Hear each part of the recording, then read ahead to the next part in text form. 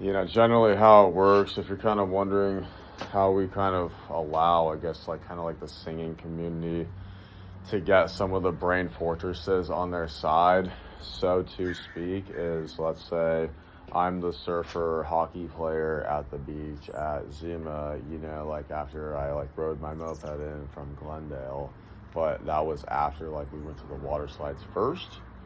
Okay, now we meet at fucking like Zuma, and then we're there on the beach, right? So now we find this dope spot where the water's super clear. It's cold, like it is frosty, like it is cold and cool, but there's no rocks underneath. Like I'm not getting sharp edges like underneath my soles of my feet or anything like that. And it's just pure. Like there's no fucking like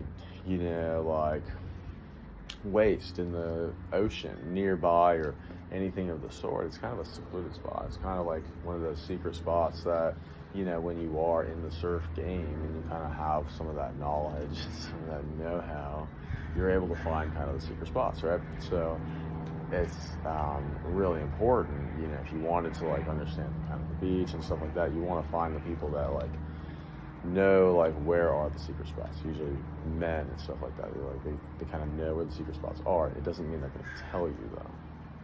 So that just because you like that, they're going to have to take a long time to earn their trust to be able to give you that, because there are secret spots within like beach and stuff like that. They're hidden. They go through tunnels and stuff like that. Sometimes you're going underground through the sewer system and you can make your way through, and then that's kind of how some of the celebrities like Will Smith and stuff like that, that's how they kind of go like parasailing is they go through the sewer system first, and then but it's not fucking like dirty in there. It's like a fucking Ritz-Carlton, like underneath, like a lot of people don't realize is like underneath, like the workers like in New York, like with the drill and fucking the fucking corkscrew and the fucking hammer fist and all those stupid things, like the fucking like the fucking cartoons where she's fucking like drilling like getting fucking like big forearms and like eating spinach and fucking being like Popeye, and like riding motorcycles and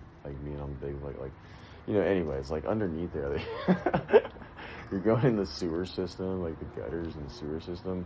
A lot of people don't realize that underneath there, a lot of places, especially big cities, it's like the Ritz-Carlton's like underneath it. Or rather, I should say, that's the vision. That's the vision. The vision is like you're going to have like, essentially like the Ritz-Carlton would be like underground.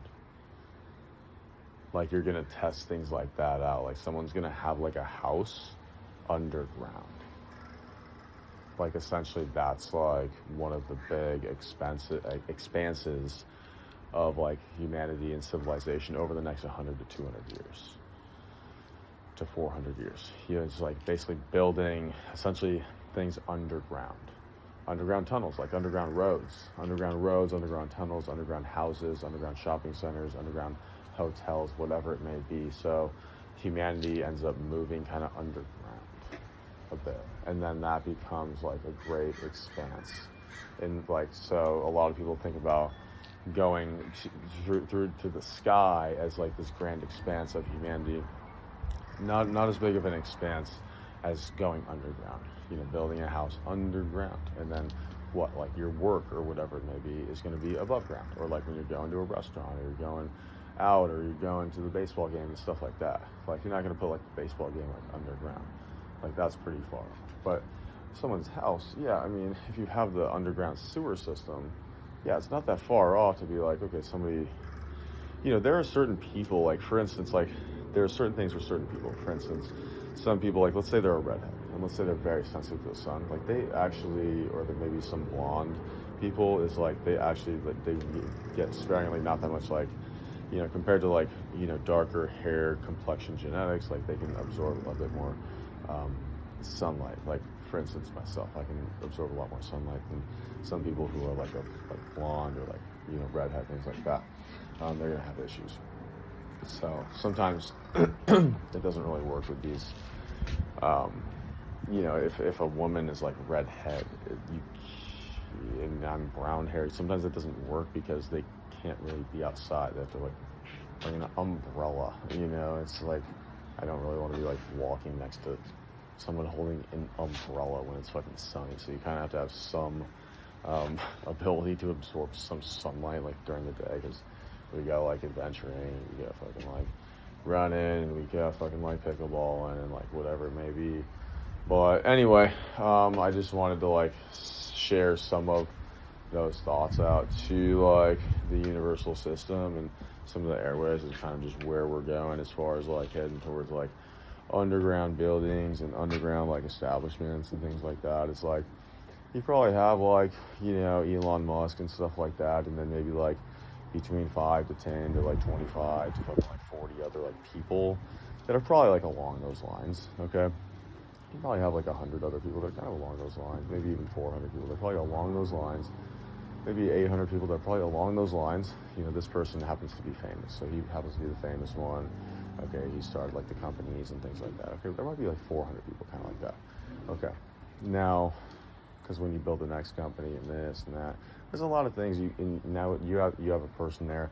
He's tied up in what he's doing, so you have to essentially, you know, basically copy paste his intelligence toward like another human. Then you have to, you know, he has to copy paste his intelligence to another human. Like, this is his job. So if you're someone who, you know, it's just kind of like throwing out like terminology, but it's like, if you're like, you know, this generation's Thomas Edison or something like that, you're this generation's Isaac Newton. It's like your job, when that is established and that has been deemed true by the scientific world and community, you have to like basically like duplicate yourself. You have to like find, you know, this is what like Socrates and like Plato and stuff like that, that's what they would do as well.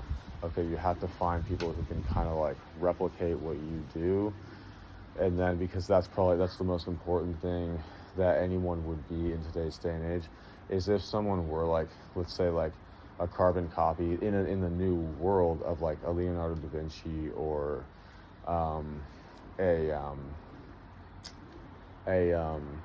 even like a Benjamin Franklin, even like, you know, Sir Isaac Newton, you know, like a Galileo, you know, those type of people, even a Christopher Columbus. You know, one of my opinions that I hold, and, you know, some will see where I'm coming from, if you earned a statue during your living life, if they gave you a statue, it's kind of untouchable. The human beings of that time, they gave you a statue. If you're a later generation, you can't take down the statue. That's something, you held someone in such a high regard that they earned a statue. Future humans can't like destroy that.